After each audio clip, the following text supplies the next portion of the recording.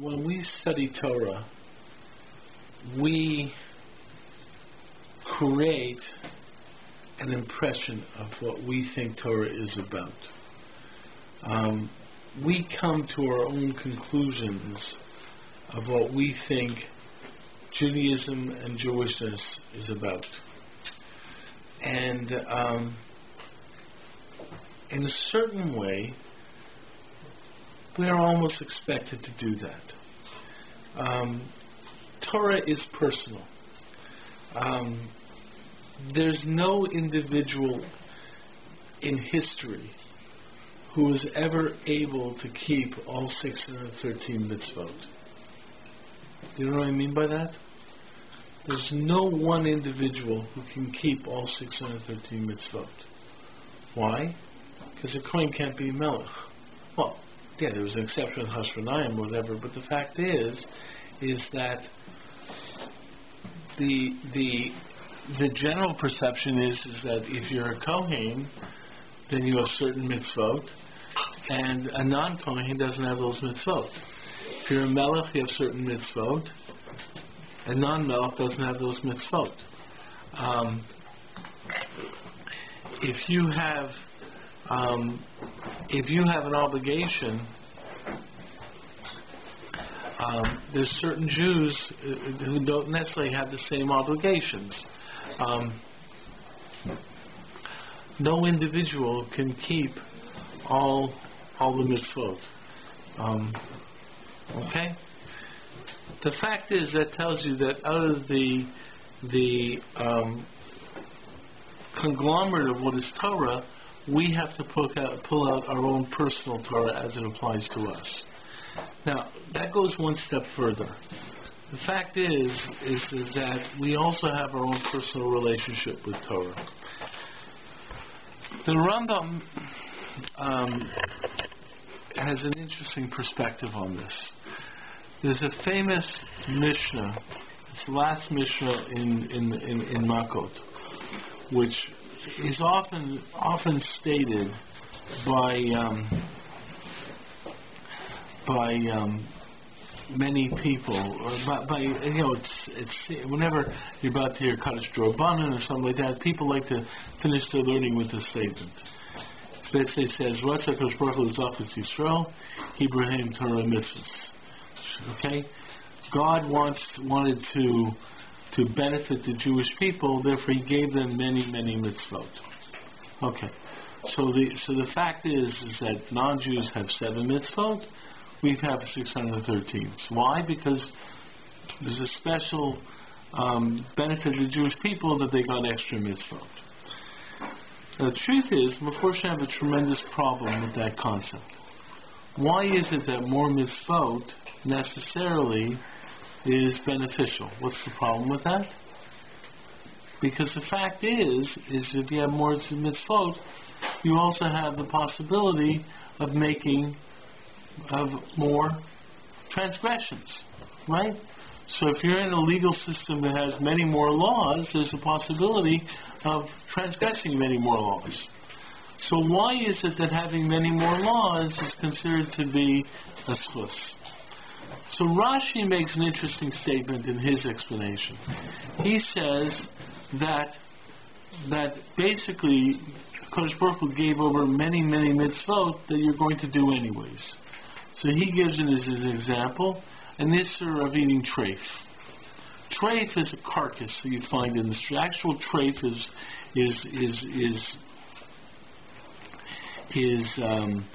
an animal that hasn't been killed with shchita. I mean, actual treif is an animal that's sick, an animal that's been ripped apart.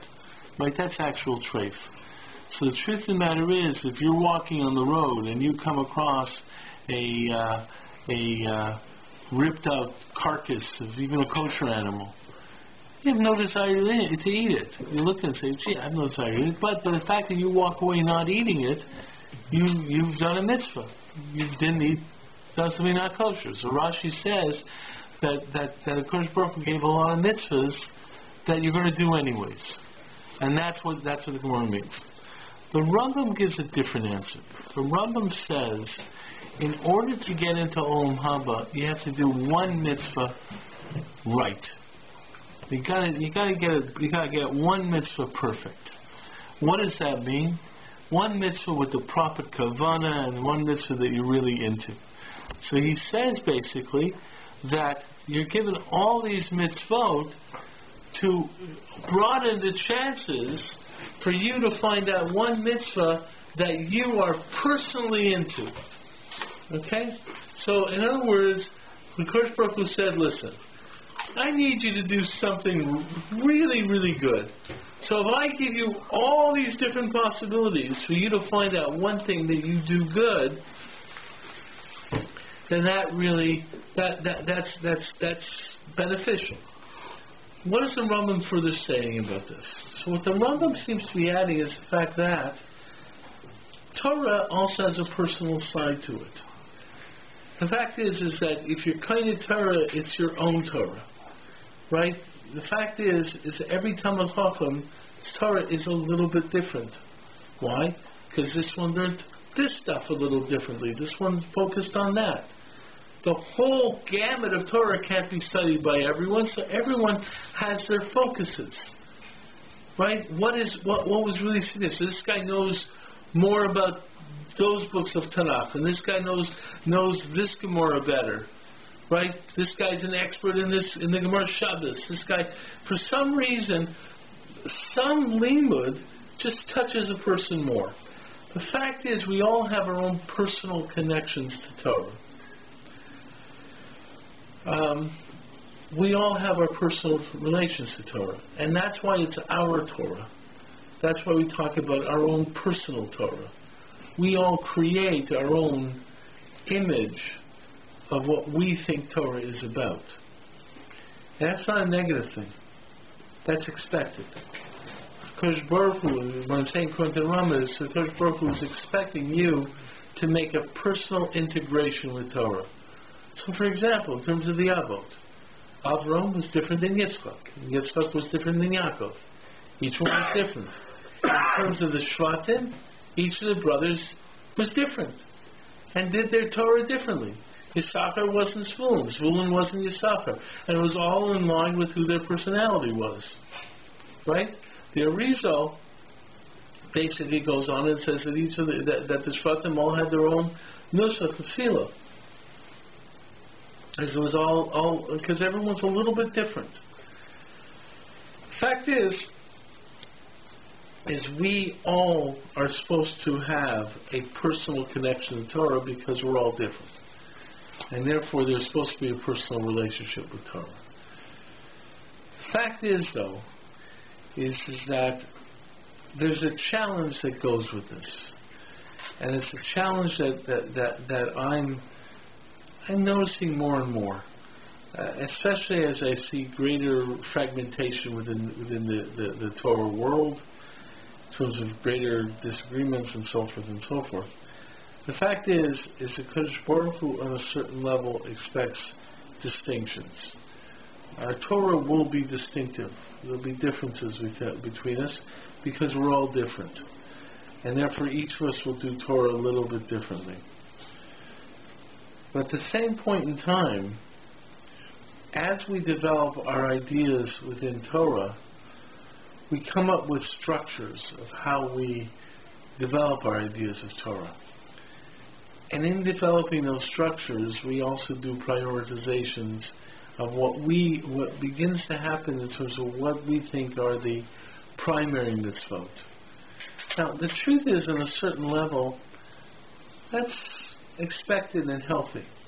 The fact is as you attempt to come up with a unified Torah theory, with a broader hashkafa, as you attempt to connect the dots of the pratim of Torah,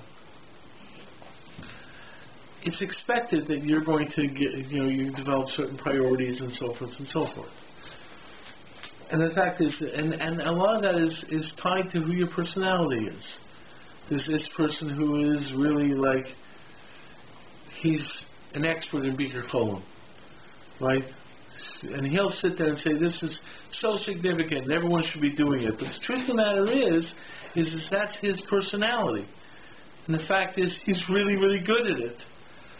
It's another person who obviously, in terms of learning, there's certain learning and so forth, and he's really, really good at it. There's a specific style of learning. Another person really focuses on tefillah. There's a case in more brachas. I forget. There was a case there that there was one person who clearly was the bigger Talmud Chacham. They were talking about a gadol, and he went to another Rav to ask for a bracha, and his wife came over to him saying, "Why are you going over and asking for him to daven for you when you're obviously, bigger than him in Lamdas?" So his wife says, "I don't get it. You're asking him to daven for you, but you're the bigger gadol." Says, and the answer given is because he's a better bal tefillah. That's his tafkid. He's better at tefillah than me, and therefore I want him to daven for me. And he says, and then he gives an example. He says, you know something?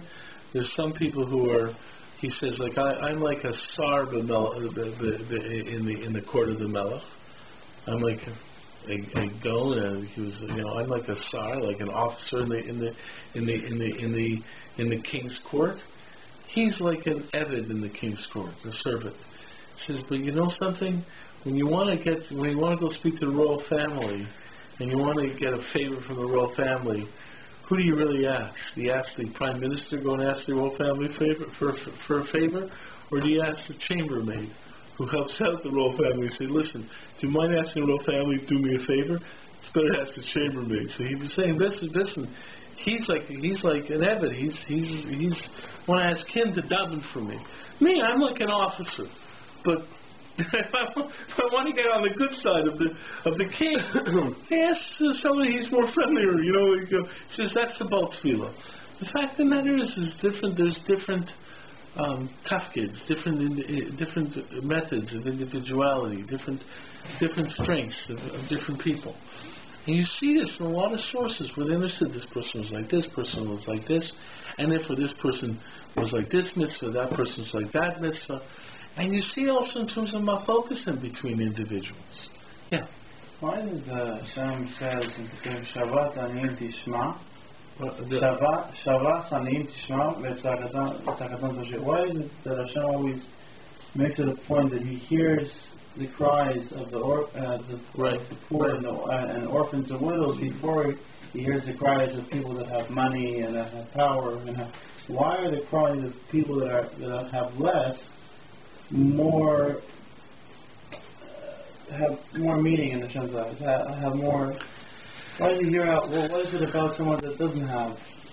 The fact of the matter is that on a higher level, every person has their real weaknesses. The way I understand what's happening here is that you have to know what your real needs are. Do you know what I mean? I always find it very interesting hearing certain people talk about, I can't afford that, right? And you look at them and say, yeah, you can't afford that, The person who really can't afford, go speak to a homeless person, The fact is that what's happening is to understand the real needs of individuals. Now, at the same point in time, we are sensitive to the subjective aspect of that. Like in Stucca, if a person was used to having an entourage going around, and he loses an entourage, it's still considered Stucca to give him that entourage.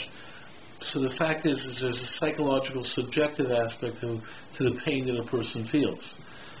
But the fact is that what I think Kosh Baruch Hu is saying is that you also have to understand the objective necessity and see that there's a difference between a person who's homeless and freezing out there and a person who says I can't afford it, but basically still has those things. I mean, there's balance between the subjective and the objective. But what the fact is that HaKadosh Baruch Hu is basically telling us to be sensitive to real needs.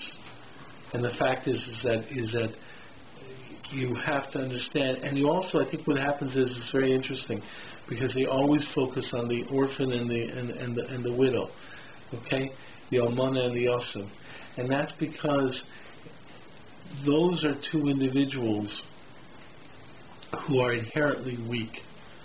Okay, each of us has our own weaknesses as individuals, but the fact is that, you know, people talk in terms of having family as support and so forth and so forth. You have to recognize that the almana and the yosem are really without supporters outside of them. So you have to be sensitive to their needs.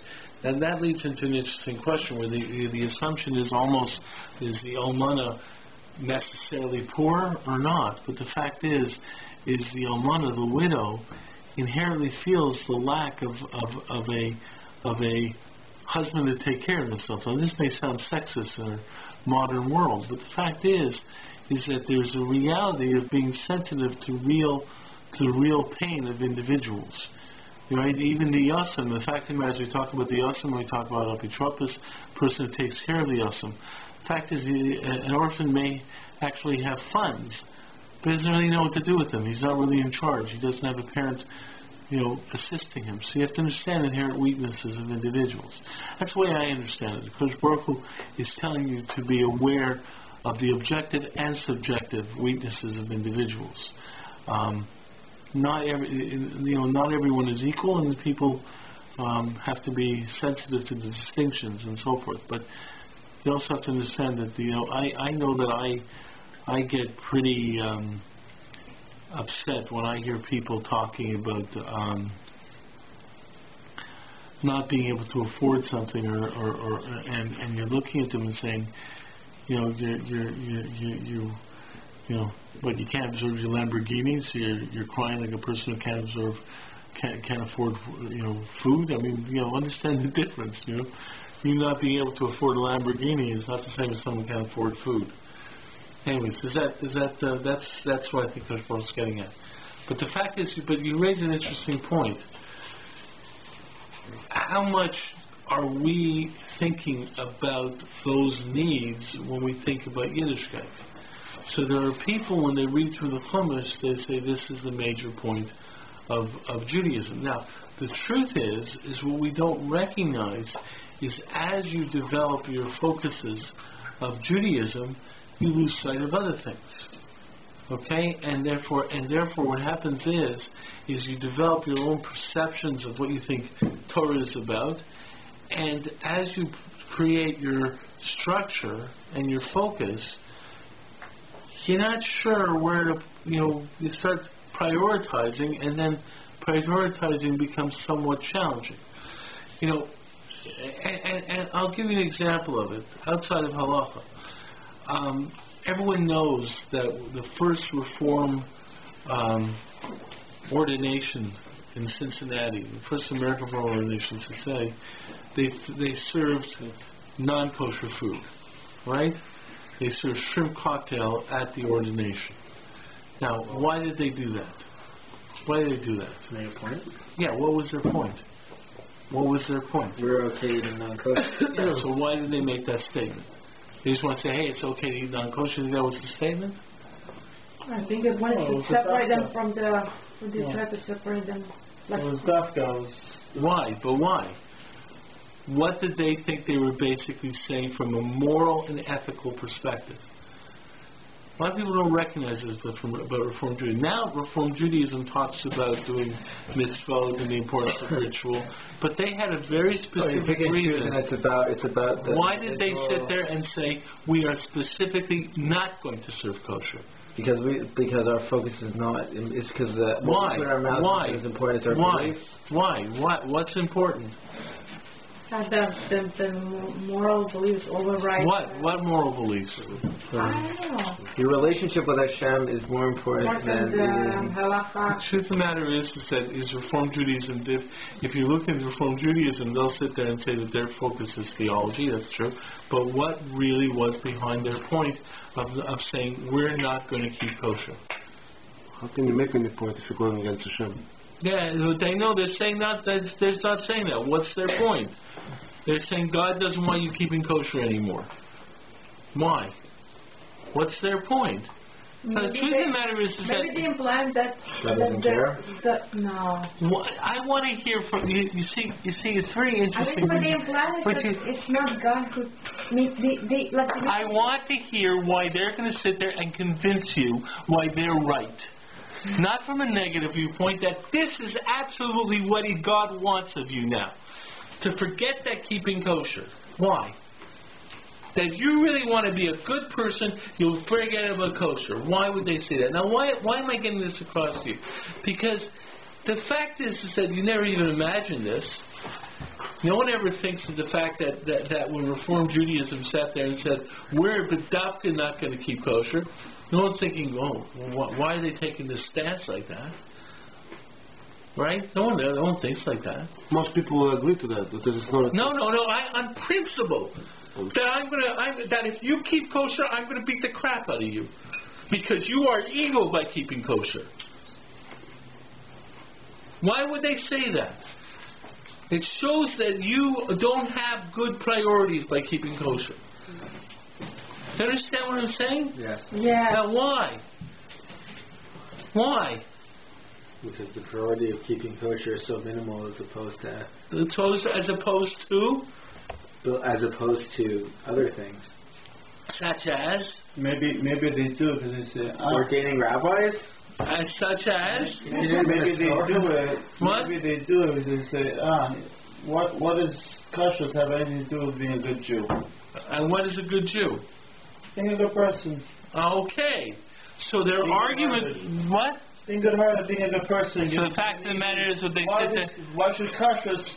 They sit there and say, you're wasting your time. You're wasting your time on that kosher food. You're not going out there and really helping the homeless. You're not going out there and really, really caring about the poor.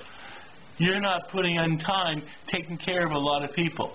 But that you don't need God and religion in order to have morals. So who says that you need God and religion for? That's right.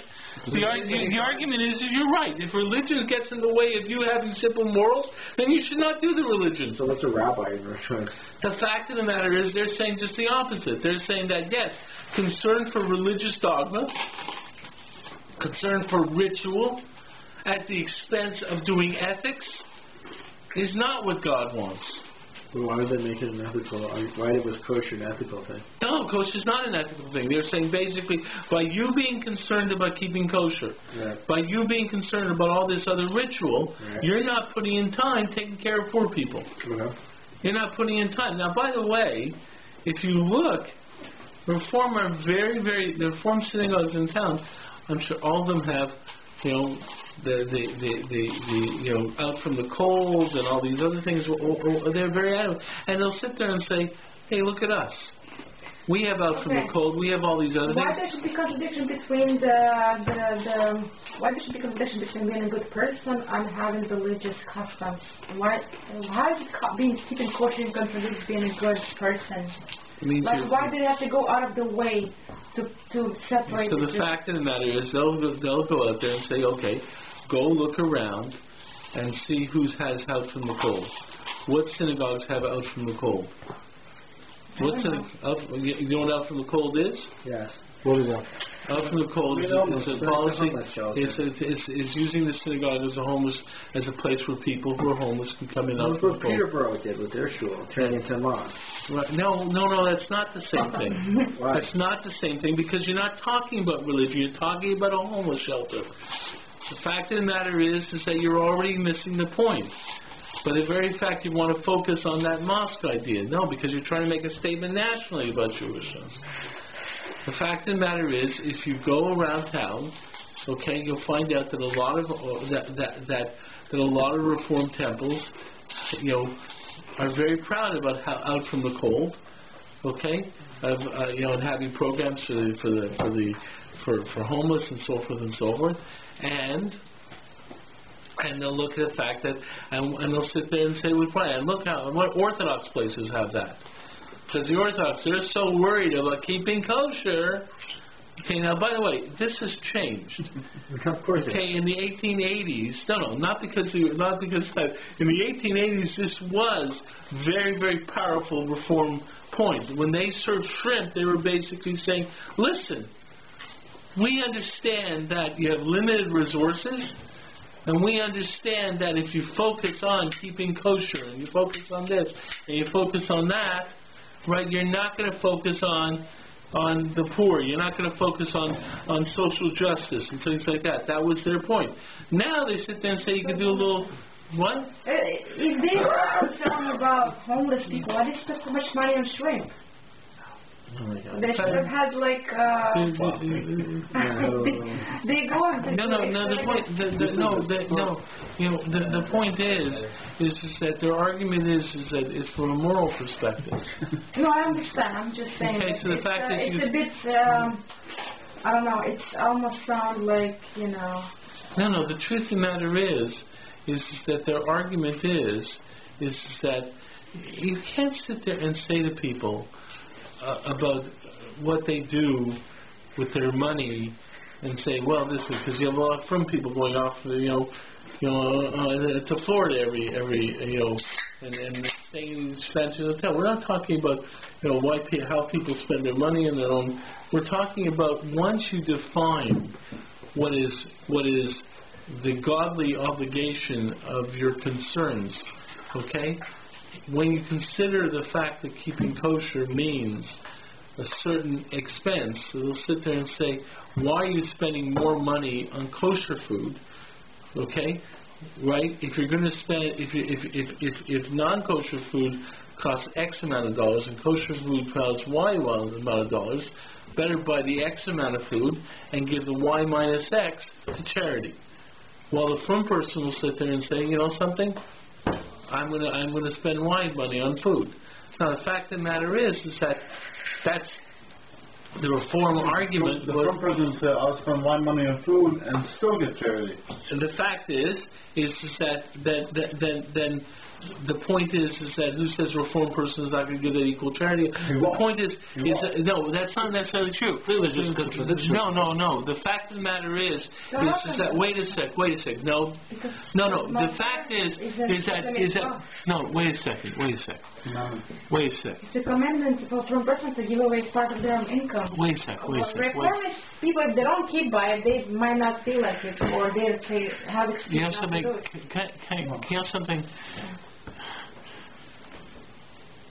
I am not trying to defend Reform Judaism here. Okay? The answers you're giving are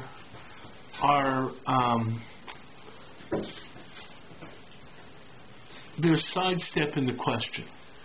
Okay? You're not trying to understand the challenge. Yeah, the machshava, right. The thinking. The answer is Ein Hachinami, HaKadosh Baruch Hu has many different objectives. The fact of the matter is they're saying like this. You have X amount of money that you place aside for mitzvah purpose. Okay? Whatever amount of money that is. Okay?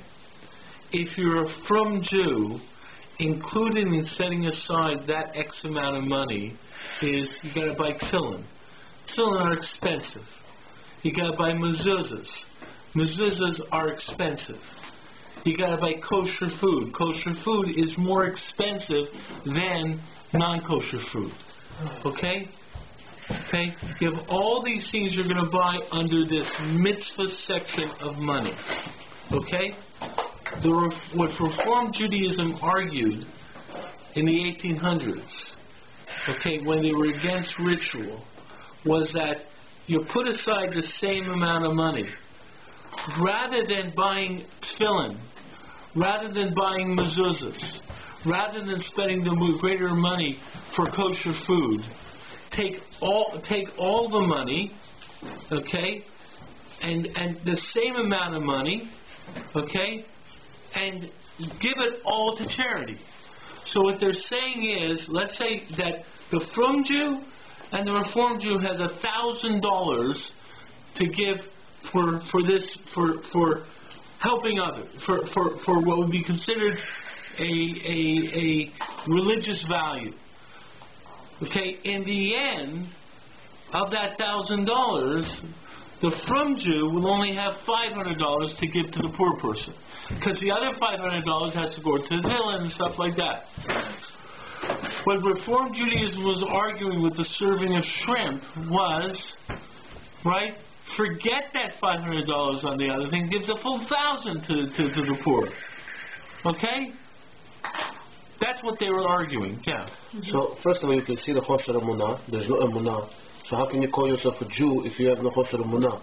If Hashem told you all this mitzvah without obligation, you gotta follow. Okay, wait a sec. And one more thing. Wait a second. You're not thinking as a Reformed Jew. Well, Hashem.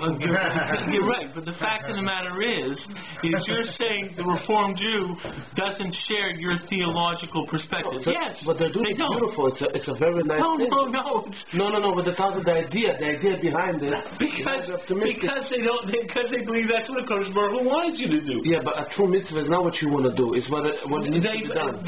No, the truth of the matter is they're saying this is what needs to be done. Your definition of what a true mitzvah is, they're disagreeing with. Yeah. They believe in Torah Misinai, like you understand Torah Misinai? Do they believe in Torah? Believe in anything to do with Sinai? Why do they call themselves religion? They call themselves the religion of Reform Judaism. What you're getting to is you're getting to a very important point. That's an anarchy. Wait a sec. What you're getting to is that Ein Hachinami, right? They do not share the same religious axioms that you do. They have their own religious perspective. Your religious perspective, they don't share. Not at all. Right. The fact of the matter is, they have. I always argue. I'll say this one time. There's a religion called Reform Judaism. It's not Orthodox Judaism. Why can't just be reform? Reform somebody has to. Because that's in their term they use. A different ideology. They have their own term. But it's not Judaism. No, it's not Orthodox Judaism. No, it's not. Messianic Jews also not Jews, but Messianic Jews are not Jewish also, but they still consider themselves Jewish. What's Messianic Jews? But don't you think it's a little hypocritical that they will serve expensive cocktail shrimp? No. But then they're Jewish also. It's hypocritical that people spend a lot of money on prom weddings, right? Also, right? But based on your term, you're not. You know something? It's not hypocritical.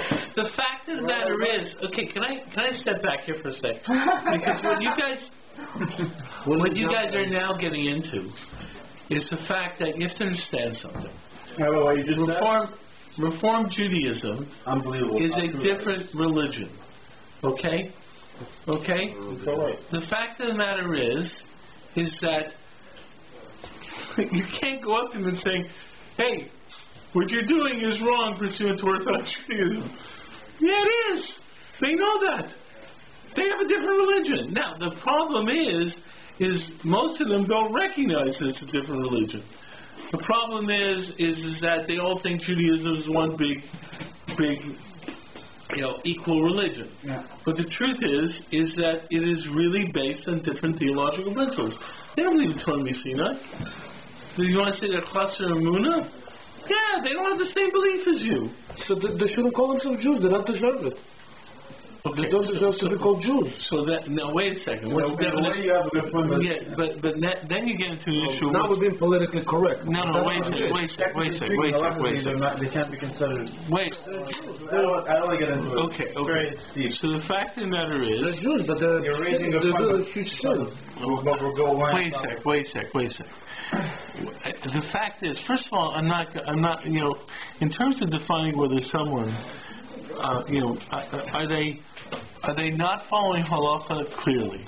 In terms of you start using the word sin and so forth, that's a Kodesh Baruch Hu's cheshbon.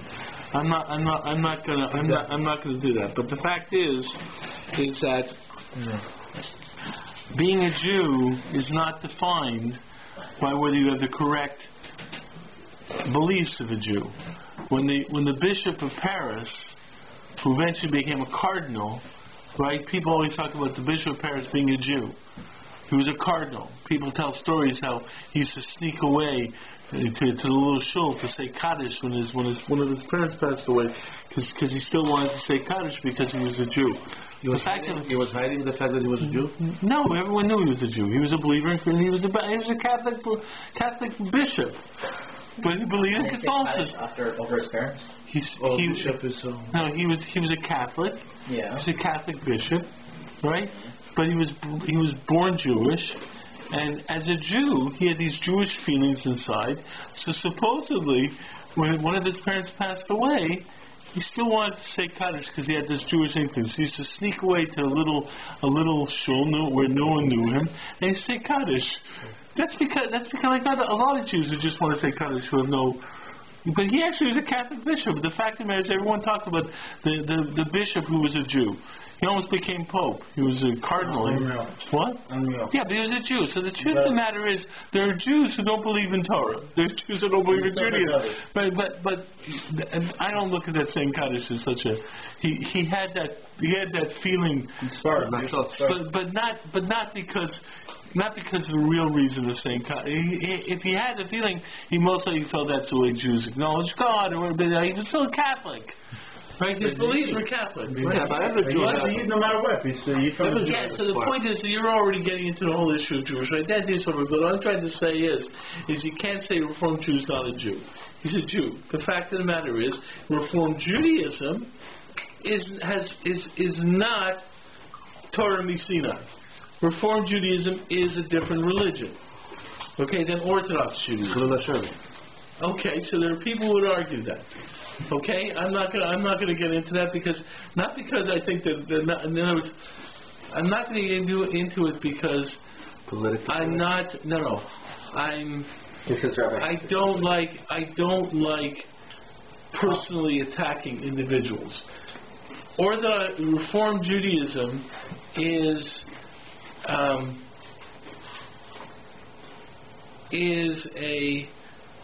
a blasphemy of Orthodox Judaism, right? It really is. I mean, nothing upsets me more than when I see Reformed Jews, Reformed rabbis, when they present their viewpoint, trying to argue Elu ve'elu, like the way Beis Hillel and Beis Shammai accepted each other. Elu ve'elu. Elu ve'elu does not apply to Reformed Judaism. Okay? The fact is Chazal had no patience for the Sadukim. The fact of the matter is that there was little, Shimshon Balhers had no patience for Reformed Judaism. The people who had patience for Reformed Judaism didn't have patience for Reformed Judaism. They had understanding of a tolerance within our perspective under the concept of Tinef Shenishba, that the person wasn't responsible for their blasphemy. So the point is I'm not going to get involved in Chilul Hashem because then people take that too personally and so forth. The fact of the matter is, the Reformed Jew is a person who believes in Reformed Judaism. I'm talking about a Reformed Jew who believes in Reformed Judaism. I see him as a Tinei Shenishba. So the fact is I apply the Rambam's concept. They should have Ava towards them and so forth and so forth. But I have to recognize that their attitude towards Torah, the emes of Torah, is the same way as the Saduki attitude.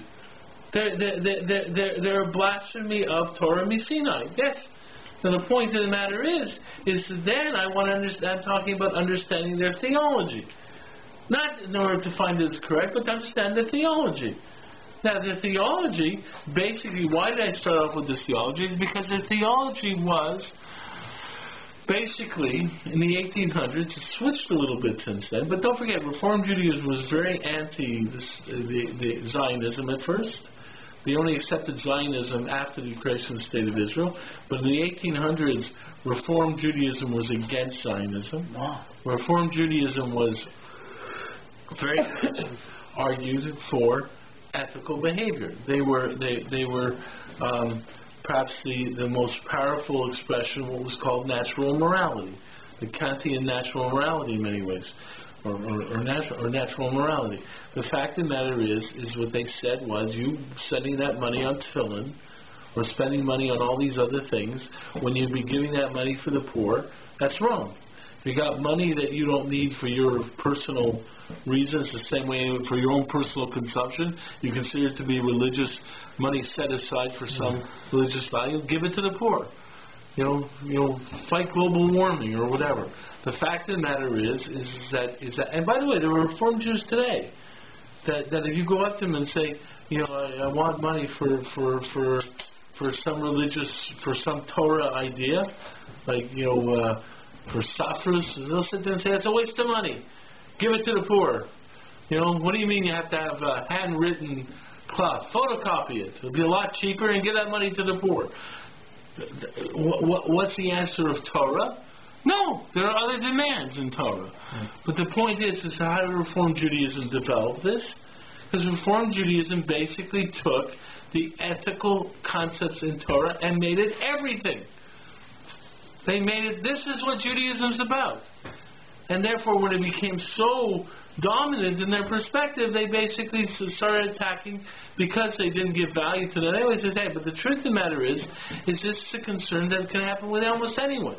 You start developing certain concepts, like I see this in terms of Eretz Yisrael, you start developing certain concepts and you think nationalism becomes the only real value in Jewishness.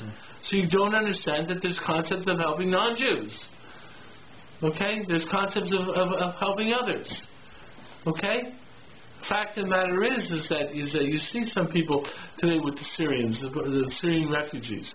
If your concern is there might be issues with taking Syrian refugees because you have to get security concerns, that's understandable. But not caring about them because they're Syrians and Arabs? Since when is that a Jewish value? Right?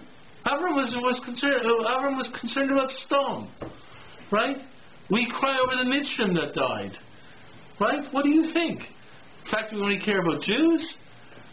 The truth of the matter is that what? No, finish saying. Okay, so the fact is that the Rambam says you have to care about everyone, including idolaters. The family first. What? The family. Yeah. So therefore the Rambam says, but you still have to care for idolaters with the Aniyah Yisrael. It can't be family first. Doesn't mean family only taking care of all the family first, and then you go on to others. Rambam's very specific about that. Yeah, so the fact is, the Rambam says further. The fact of the matter is the truth of the matter is that's true. You can't rejoice. That's an issue of rejoicing. On the other hand, you see by Purim that these are difficult questions. The question is, when you start prioritizing, yes, obviously family first. In Stucca, family goes first. Actual mishpacha. But does that mean no one else until the family is totally taken care of? When it says obviously Klal Yisrael, the Jews are supposed to go first, does that mean nothing for anyone until every Jew is no longer in poverty? So the Rambam says, first of all, the Ramban is very specific about this, but Megillas Esther, which the Ramban is very specific about this in his addendum to the Sefer Mitzvahs and Rambam. The Megillas Esther was the foremost commentary on the Rambam's Sefer Mitzvahs in argument with the Ramban. Is adamant that the Rambam agree with this, but in terms of Chassidim Mosaolam, they're in the same category as Jews. Okay, if you're fully in the same category as Jews. There's some minor exceptions, but the fact that the Ramban specifically says it as a mitzvah deraisa, that in terms of a non-Jew who follows the Shem Mitzvah, you have to treat him exactly right. You have to treat him exactly. Yeah, that's what the Ramban says about a person that a non-Jew who follows the Shem Mitzvah, a Ger Toshav, had to be totally treated equally to a Jew. Correct. Okay, so that's already. Wait a second. Then you get into Mahalkas from about where they're going in Martei. Rav Henkin says that most Rav Henkin says, and there's other people who can go beyond that. Rav Henkin says that the world today are all followers of Shem Yisrael Noah. So the point is, I'm not going to get into that issue. The point is that there's still an idea that Jews come first, Shem Yisrael, but even the Rambam says, idol worshippers. but the Rambam even adds on to it that there's still an Indian of giving tzedakah to idolaters. Okay, there's still an Indian of helping them out. He says you bury their dead the same way. It's interesting language. The Rambam says you bury their dead with Jewish dead.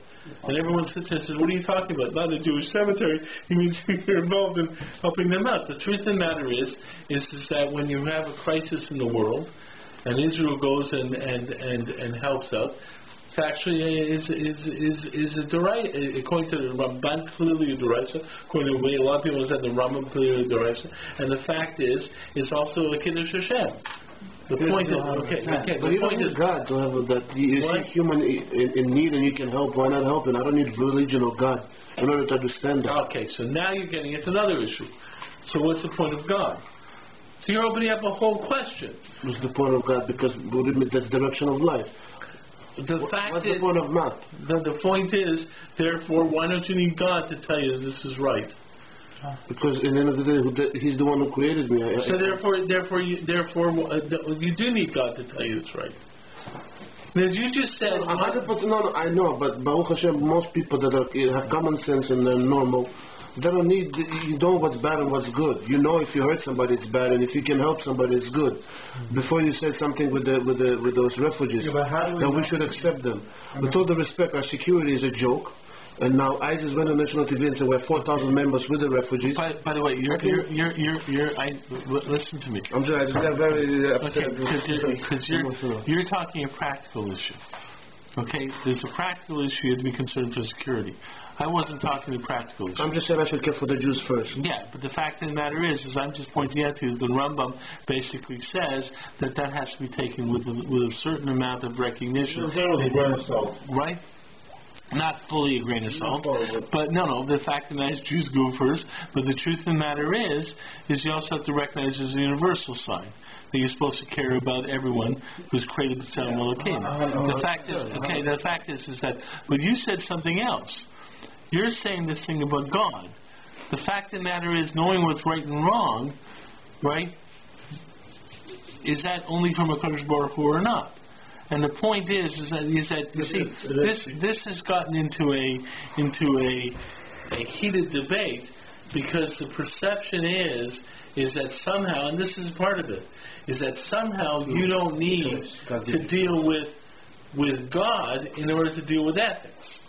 And the fact is that there's another argument that says that the only reason you deal with God is for ethics. Okay, now this gets into a much broader definition. But the fact is that, in the sense that Reform Judaism was arguing, and by the way, I'm not trying to defend Reform Judaism, what they're arguing is the whole purpose of religion should be ethics. The argument against that is that there's other reasons for religion. The fact of the matter is we have three categories in mitzvot. What are the three things the world needs to stand? Torah, Avodah, V'Gimel Tzaddim. Okay? So the fact of the matter is that can be understood as three categories of mitzvot. Ben Adam L'Chavero, Ben Adam L'Makam, and Ben Adam L'Atzmo. The fact of the matter is that it's not only about taking care of others, it's also about your relationship with the Kadosh Baruch Hu. It's also about your relationship with yourself, your own self-growth. So the truth of the matter is that what Torah really argues is that, something, there is a value in helping other human beings. There's a value in helping other Jews. But there's another value, and that is your relationship with God. It's the only right thing to do is not simply helping others. Sometimes you should step away from helping others so you can concentrate on yourself, on your relationship with the Kodesh Baruch Hu. And then there's something else, and that is your own self-development. Okay? There's a very interesting aspect about this in the sense that you look in terms of Limud Torah. Okay? Limud Torah means, something? I may not go out there and and help the homeless because I'm learning Torah. So Reform Jews sit there and say, oh, what are you doing? You should go out there and help them. No, why? Because there's also my own self-growth. HaKadosh Baruch Hu wants me to increase my knowledge of His Torah, which then can also increase my knowledge of my relationship with Him. It's not just about helping others. Okay? Fact is that what Reform Judaism did is negated whole slashes of what Torah is really about. Okay? What I'm saying though is that that weakness which you see in the extreme Reform Judaism can happen in our own developments, in our own perception of our own development of how we understand Torah. Okay? Now the fact is, when you see the wide spectrum of Torah, of the mitzvot of Torah, what the mitzvot of Torah basically are doing are constant reminders of the entire spectrum of the human world. Yes, you're supposed to care for the poor. Yes. On the other hand, you're also supposed to learn Torah. On the other hand, you're also supposed to have a relationship with the Kodesh Baruch Hu. Okay? There are times, right? Balance. And that balance is going to be personal. Yeah. But the fact of the matter is, as you develop your own understandings of Torah, and you're going to prioritize what you think is important, and so forth and so forth, you're going to understand that people are going to throw at you from Torah arguments of this nature and arguments of that nature. And that really comes about from the fact that you're creating your own structure. And creating your own structure, like I go back to the Bigger Cholim example. There's a guy here who's out there being Mavakar Cholim and doing these things and so forth and so forth. And you look at them and say, yeah, it's a great mitzvah. Well, how come you're not doing it so much? Because I'm doing something else. Does that mean you totally ignore that? Well, it goes with my personality. I mean, how do I fit that in? So I've heard people come up to me or come up to you and saying, you only spend 15 minutes doing this mitzvah. You're spending hours doing this mitzvah. No, the fact of the matter is there's other mitzvahs that I spend hours on. How do I structure it? But the fact is knowing how to structure them. Follow? It's becoming. The fact is as you develop, as you develop your understanding of Torah, you have to understand that you are going to be structuring it according to your personality. But then, other mitzvot are there to sort of keep jabbing you and say, you know something, the way you're structuring it may not be totally correct. You follow? Yeah. Okay. And therefore, it's all these constant calling upon you to expand out and to develop out. By the way, I want to make it clear, since you brought up the question, I understand all the problems with security. Okay, I understand all the problems, and I understand there's a possibility of plants there. It's a real problem. Right. But the fact is I'm just saying that, you know something. The fact is that in many ways, a lot of Torah is challenging. There's this side and that side and that side. The fact is that there is another side that says you're supposed to care about human beings. Yep. Right? So the fact is it's difficult to make a certain decision. Right? Okay? Sure. Anyways, all I'm trying to do is tell you that as you develop your own way in Torah, you have to understand that as you develop it, you're supposed to, and you're going to be structuring, and you're going to be prioritizing pursuing your perspective, and then you're always going to be challenged by the Torah itself, which will constantly remind you about other things that you put at lower priority, and their argument that's a higher priority. One of the things I always find interesting when you go through Gemara is how every mitzvah almost has its day in court, or day under the sun, where it becomes the most important mitzvah. So boy, I thought I was doing this most important mitzvah, and I found there's another most important mitzvah. Okay?